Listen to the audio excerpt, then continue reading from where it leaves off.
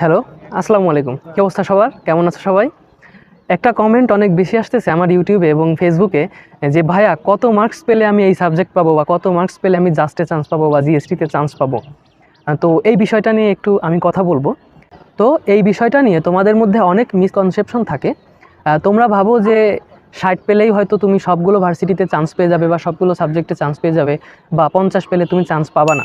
তো কত পেলে তুমি চান্স পাবা বা চান্স পাবা না, বা কত মার্কসটা আসলে সেফ তোমার চান্সের জন্য, এইটা ডিপেন্ড করে তোমার প্রশ্নের উপরে এবং তোমার কাট মার্কসের উপরে। ধরো কোনো একটা অ্যাডমিশন পরীক্ষায় প্রশ্ন অনেক কঠিন হয়েছে, সো ম্যাক্সিমাম স্টুডেন্ট সেখানে 60% মার্কস তুলতে পারবে। তো ওই পরীক্ষার জন্য দেখা যাচ্ছে 40 পেলেও কেউ চান্স পাচ্ছে, আবার 50-52 পেয়েও কিন্তু ভালো ভালো সাবজেক্টে ভালো ইউনিভার্সিটিতে চান্স পাচ্ছে। আবার দেখা যাচ্ছে কোনো একটা অ্যাডমিশন পরীক্ষায় প্রশ্ন অনেক সহজ হয়েছে, সবাই প্রশ্ন ভালো অ্যান্সার করতে পারছে, সো সেখানে কিন্তু ম্যাক্সিমামই দেখা যাচ্ছে 70-75 পেয়েছে। তো সেই প্রশ্নে তো তুমি ভাই 65 পেয়ে বা 60 পেয়ে তো ভালো একটা সাবজেক্ট আশা করতে পারো না। সো আলটিমেটলি তুমি কত তোমার সেফ মার্কস হবে বা কত পেলে তুমি ভালো একটা সাবজেক্ট পাবা, এটা ডিপেন্ড করে, মানে মার্কসটা ডিপেন্ড করে অ্যাকচুয়ালি প্রশ্নটা কেমন হয়েছে এবং কাট মার্কসটা কেমন, এই দুইটা বিষয়ের উপরে। এখন ধরো আমি তোমাকে বললাম যে ভাইয়া তুমি যদি 65 পাও তাহলে এটা তোমার জন্য সেফ মার্কস, কিন্তু তোমার প্রশ্ন অনেক কঠিন আসলো, দেখা যাচ্ছে তুমি 65টা দাগাতেই পারলে না। তখন তো তুমি পরীক্ষার হলে গিয়ে হতাশ হয়ে যাওয়া যে অমুক ভাই বলছিল যে 65 পেতেই হবে, এটা আমার সেফ মার্কস, তাহলে তো আমি তো 65টা দাগাতেই পারলাম না, তাহলে তো আমার শেষ।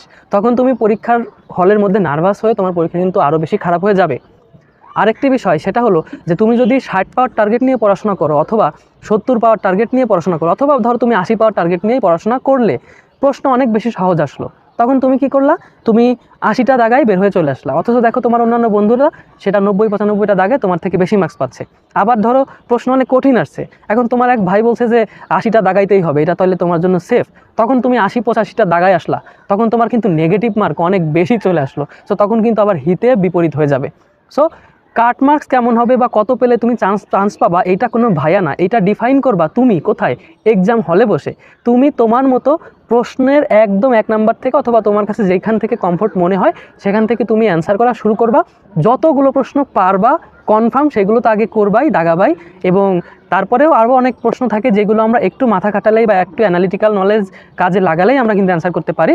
এইরকম তুমি যতগুলো অ্যান্সার তোমার সর্বোচ্চ তুমি পারবা, ঠিক ততগুলো অ্যান্সারই তুমি করে আসবা। কত কাটমার্কস হবে বা কত পেলে তুমি চান্স পাবা, হ্যান ত্যান, এগুলো যদি মাথায় তুমি আনতে যাও ভাইয়া, তাহলে কিন্তু তোমার মানে সামনে বিপদ অপেক্ষা করতেছে।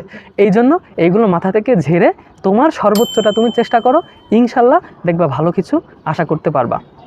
এই আর কি, সবার জন্য দোয়া থাকবে, ভালো করে পড়াশোনা করো। জিএসটি গাইডলাইন নিয়ে সামনে আরও ভিডিও আনবো, আর তোমরা অনেকেই আমার জিএসটি অ্যাডমিশনের যেই জার্নিটা সেটা শুনতে চেয়েছো, আমি আগামী ভিডিওতে ইনশাল্লাহ তোমাদের এটা জানাবো। এই আর কি, সবাই ভালো থাকো, সুস্থ থাকো, আসসালামু আলাইকুম।